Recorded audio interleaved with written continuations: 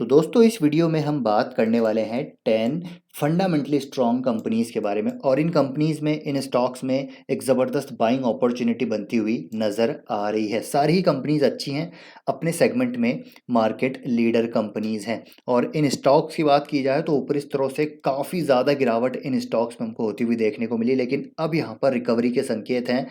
एक ज़बरदस्त बेस बनने के बाद यहाँ पर ट्रेंड रिवर्सल होने की पूरी पूरी संभावनाएं नज़र आ रही हैं। तो ये कौन से स्टॉक्स हैं, सभी को एनालाइज करेंगे टेक्निकल चार्ट पे। तो पहला स्टॉक है यहाँ पर आईईएक्स में ऊपरी स्तरों से आप देखिए करीब 60% से ज़्यादा हमको गिरावट देखने को मिली, लेकिन अब यहाँ पर एक ज़बरदस्त बेस बनता हुआ नज़र आ रहा है। नीचे आप देखेंगे तो यहाँ पर बाइंग के जो है हमको इंडिकेशन देखने को मिल रहे हैं। धीरे धीरे इस स्टॉक में बाइंग होती हुई नज़र आ रही है। ये एक शानदार यहाँ पर बेस बनता हुआ नज़र आया और इस बेस का ब्रेकआउट हुआ, यहाँ पर वॉल्यूम देखने को मिले और यहाँ पर की मूविंग एवरेजेस जो हैं इसके 50 डे और 21 एक्सपोनेंशियल डे मूविंग एवरेज के ऊपर स्टॉक ट्रेड कर रहा है। हालांकि 200 दिन के मूविंग एवरेज के अभी भी नीचे हैं, तो अगर आप वेट करना चाहते हैं तो वेट कर सकते हैं। नहीं तो मेरे को लगता है अगर आपका लॉन्ग टर्म का नज़रिया है तो इन लेवल्स पे बाय कर सकते हैं। यहाँ पर एक शानदार सपोर्ट लेकर 50 डे मूविंग एवरेज का सपोर्ट लेकर स्टॉक फिर से यहाँ पर ऊपर जा रहा है। जो भी यहाँ पर समस्याएं थी बिजनेस के साथ, कंपटीशन बढ़ रहा है, मोनोपोली यहाँ पर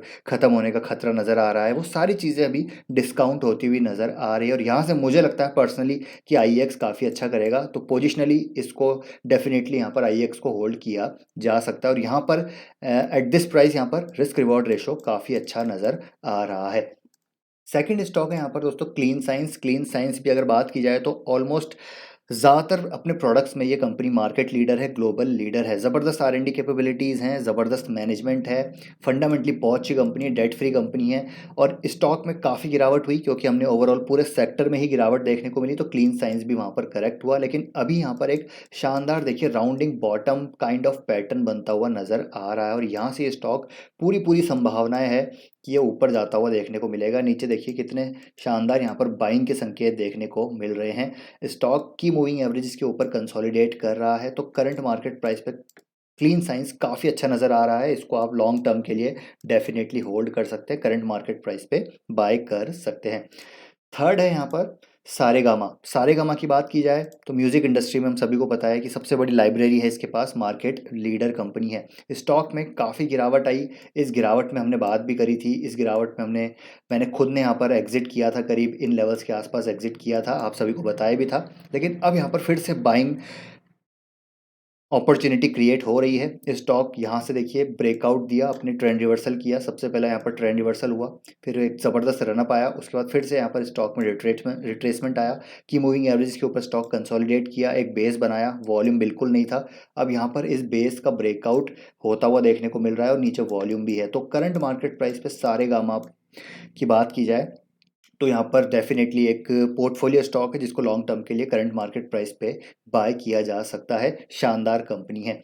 नेक्स्ट है यहाँ पर लॉरस लैब में भी काफ़ी गिरावट आई। लॉरस लैब में डेफिनेटली हमको ग्लोबल फैक्टर्स जो बिजनेस फैक्टर्स हैं वो इम्पैक्ट होते हुए देखने को मिले। साथ ही साथ जो मैनेजमेंट ने जो गाइडेंस दी थी वो भी थोड़ी हिलती हुई नज़र आई। लेकिन मुझे लगता है कि लॉरस लैब देखिए मार्केट लीडर कंपनी है। ARV APIs में बात करें तो लोवेस्ट कॉस्ट प्रोड्यूसर है, मार्केट लीडर है और मैनेजमेंट अच्छा है। पास्ट में एग्जीक्यूशन मैनेजमेंट का काफ़ी अच्छा रहा है। तो पास्ट ट्रैक रिकॉर्ड देखा जाए तो लॉरस लैब जो आगे के इनकी कैपेसिटीज़ आने वाली हैं, आगे जो यहाँ पर केपेक्स जो इन्होंने किया, आगे जो यहाँ पर रियलाइजेशन होने वाला है वो काफ़ी अच्छा हो सकता है। CDMO और बायो, ठीक है, ये दो ऐसे सेगमेंट है जहाँ पर ज़बरदस्त ग्रोथ आ सकती है और यहाँ पर एक ज़बरदस्त राउंडिंग बॉटम पैटर्न क्रिएट हो चुका है और स्टॉक अपने की मूविंग एवरेजेस के ऊपर कंसोलिडेट कर रहा है और यहाँ पर करंट मार्केट प्राइस पे बाय बनता हुआ नज़र आ रहा है। अगर आप वेट करना चाहते हैं तो एक बार Q2 का और वेट कर सकते हैं, तब आप इसमें बाइंग पोजीशन इनिशिएट कर सकते हैं। तब तक इसको वेट एंड वॉच में डाल सकते हैं, या फिर अगर आपके पास बहुत कम अलोकेशन है तो करंट मार्केट प्राइस पे लॉरस लैब को बाय कर सकते हैं। और नज़रिया आपको यहाँ पर लंबा रखना है, अगले FY26 तक का नज़रिया रखना है यहाँ पर एटलीस्ट, क्योंकि देखिए इसकी काफ़ी सारी चीज़ें हमको अनफोल्ड होती हुई देखने को मिलेगी लॉरस लैब के बिजनेस में। तो थोड़ा इसका बिजनेस पे भरोसा रखना पड़ेगा और जो प्राइस वॉलेटिलिटी है उसको थोड़ा सा यहाँ पर अब्जॉर्ब करना पड़ेगा शॉर्ट टर्म के लिए, तभी यहाँ पर मुझे लगता है फ़ायदा होगा। तो लॉरस लैब को डेफिनेटली बाय कर सकते हैं। नेक्स्ट है यहाँ पर इन्फोसिस इन्फोसिस हम सभी को पता है काफ़ी शानदार कंपनी है। ज़बरदस्त हमको आईटी सेक्टर में प्रेशर देखने को मिला पिछले कुछ समय में।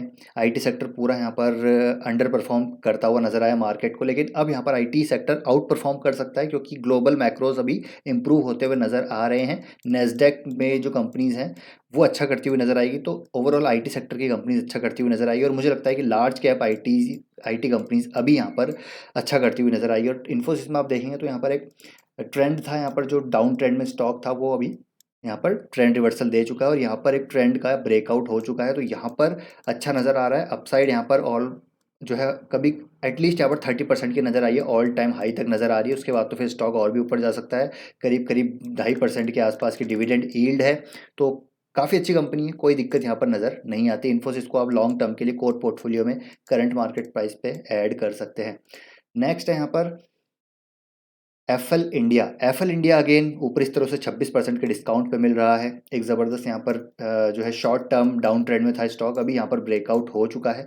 वॉल्यूम देखिए नीचे एक्यूमुलेशन के संकेत हैं, तो डेफिनेटली यहाँ पर बाइंग बनती हुई नज़र आ रही है। और की मूविंग एवरेजेस के ऊपर स्टॉक ट्रेड कर रहा है। करंट मार्केट प्राइस पे एफएल इंडिया डेफिनेटली बाय है, हाई ग्रोथ स्टॉक है, हाई ग्रोथ इंडस्ट्री है, तो एफएल इंडिया को बाय कर सकते हैं।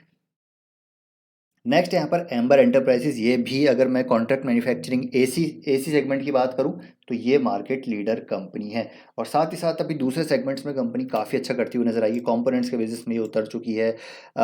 जो कंज्यूमर ड्यूरेबल इंडस्ट्री है उसको यहाँ पर कंपनी केटर कर रही है। साथ ही साथ जो इनका दूसरा जो सेगमेंट्स हैं, ठीक है, जहाँ पर हम बात करते हैं इनकी जो सब्सिडरीज है सिडवाल, वो एक ज़बरदस्त कंपनी नज़र आती है जो कि बेसिकली सारे मतलब जो बसेस हैं, ट्रेन्स हैं, उसके एसी यहाँ पर कंपनी मैन्युफैक्चर करती है और ज़बरदस्त ऑर्डर बुक है इस कंपनी की। और मैनेजमेंट का पूरा यहाँ पर कॉन्फिडेंस है कि सिडवाल यहाँ पर अच्छे मतलब 2.5 डबल डिजिट्स में ग्रो करता हुआ नज़र आएगा। तो इनका जो मेन बिजनेस है साथ ही साथ जो सब्सिडरी बिजनेसेस हैं सभी अच्छा करते हुए नज़र आएंगे आगे आने वाले समय में। यहाँ पर मैनेजमेंट का कहना है कि यहाँ पर मार्जिन्स एंड आरओसी इंप्रूव होती हुई नज़र आ सकती है। और एम्बर एंटरप्राइज में एक शानदार बेस बनने के बाद रिट्रेसमेंट के बाद यहाँ पर ज़बरदस्त जो है गिरावट के बाद एक बेस बनता हुआ नज़र आया और यहाँ पर एक राउंडिंग बॉटम पैटर्न बनता हुआ नज़र आ रहा है। और यहाँ पर नीचे वॉल्यूम के काफ़ी अच्छे संकेत हैं, तो यहाँ पर ये स्टॉक मुझे लग रहा है ऑल टाइम हाई तक जाता हुआ नज़र आ सकता है, तो इसको भी बाय ऑन डिप्स कर सकते हैं। एम्बर एंटरप्राइजेस को काफ़ी अच्छी कंपनी है, फंडामेंटली अच्छी कंपनी है, मैनेजमेंट काफ़ी अच्छा है। इसके बाद है दोस्तों यहाँ पर फाइन ऑर्गेनिक्स भी मार्केट लीडर कंपनी है। बहुत कम ऐसी कंपनीज हैं जो नीश एडिटिव्स में काम कर रही है, जहाँ पर ये ओलियो केमिकल एडिटिव्स कंपनी बना रही है। एक ज़बरदस्त गिरावट के बाद स्टॉक बेस बनाता हुआ नज़र आ रहा है और यहाँ पर लॉन्ग टर्म के लिए करंट मार्केट प्राइस पे बाय किया जा सकता है। फंडामेंटली काफ़ी अच्छी कंपनी है, जीरो डेट कंपनी है, मैनेजमेंट काफ़ी अच्छा है, काफ़ी मतलब जो है नीश बिजनेस है। और यहाँ पर ग्रीन केमिस्ट्री फोकस्ड कंपनी है, तो फाइन ऑर्गेनिक्स और क्लीन साइंस ऐसी दो कंपनी है जो मुझे लगता है काफ़ी अच्छा करेंगी लॉन्ग टर्म में। इसके बाद है देखिए CDSL, इसके बारे में तो लगातार हमने पिछले काफ़ी टाइम से लगातार चर्चा करी है। इसको यहाँ पर बाय और अगेन फिर से बोलूँगा यहाँ पर करंट मार्केट प्राइस पे भी बाय किया जा सकता है। और लॉन्ग टर्म का नज़रिया रखना है, शॉर्ट टर्म का नज़रिया नहीं रखना है, क्योंकि शॉर्ट टर्म में हो सकता है थोड़ा सा रिट्रेसमेंट आ जाए या फिर कुछ और इश्यू हो जाए मैक्रो मार्केट लेवल पे, क्योंकि मार्केट लिंक्ड रेवेन्यू है इसका, तो मार्केट में कुछ इशू आया तो स्टॉक गिर सकता है। तो इसी वजह से गिरावट पे हर मौका देखना है आपको CDSL को बाय करने का। तो CDSL एक लॉन्ग टर्म स्टोरी है, आगे आने वाले 10-15 सालों की कहानी है, तो इसको बाय ऑन डिप्स SIP वे में कोर पोर्टफोलियो में ऐड करते रहिए। Last but not the least यहाँ पर है दोस्तों सोना कॉमस्टार। इलेक्ट्रिक व्हीकल थीम को आप प्ले करना चाहते हैं तो मार्केट लीडर कंपनी सोना कॉमस्टार। और ऐसी न्यूज़ है कि टेस्ला यहाँ पर आएगी, तो काफ़ी सारे ऑटो कंपोनेंट्स मतलब billion of dollars of auto components यहाँ पर कंपनी बाय करेगी। तो सोना कॉमस्टार भी यहाँ पर कुछ ना कुछ ऑलरेडी यहाँ पर सप्लाई कर रही है टेस्ला को, जो ऑटो कंपोनेंट्स हैं वो कर रही है कंपोनेंट यहाँ पर जो बेसिकली टेस्ला को सप्लाई, तो आगे फ़ायदा हो सकता है। और टेस्ला को सप्लाई नहीं करेगी तब भी ये passenger vehicle, commercial vehicle, two wheeler industry में मार्केट लीडर है, स्टार्टर मोटर्स में और डिफरेंशियल गियर्स में। और ऑर्डर बुक की बात की जाए तो सभी को पता है कितनी बड़ी ऑर्डर बुक है इनकी, जिसमें से करीब 70% ऑर्डर बुक तो ईवी को ये केटर करने वाले हैं। और बहुत बड़ी मतलब आई थिंक 20-25 हज़ार करोड़ की तो इनकी ऑर्डर बुक ही है।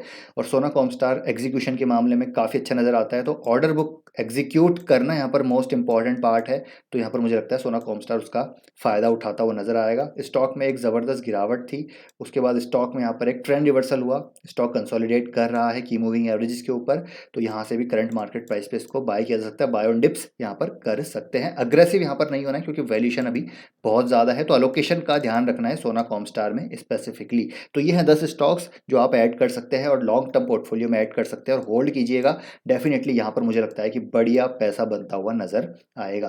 तो आई होप दोस्तों वीडियो इन्फॉर्मेटिव लगा होगा। वीडियो पसंद आए तो वीडियो को लाइक कीजिए, शेयर कीजिए, चैनल को सब्सक्राइब कर लीजिए। आपका ओपिनियन क्या है इन स्टॉक्स को लेकर, या फिर कोई ऐसा स्टॉक है जो आपके रडार पे है, आप बाय कर रहे हैं एसआईपी वे में, तो कमेंट बॉक्स में ज़रूर बताइएगा। मिलते हैं नेक्स्ट वीडियो में। Till then take care.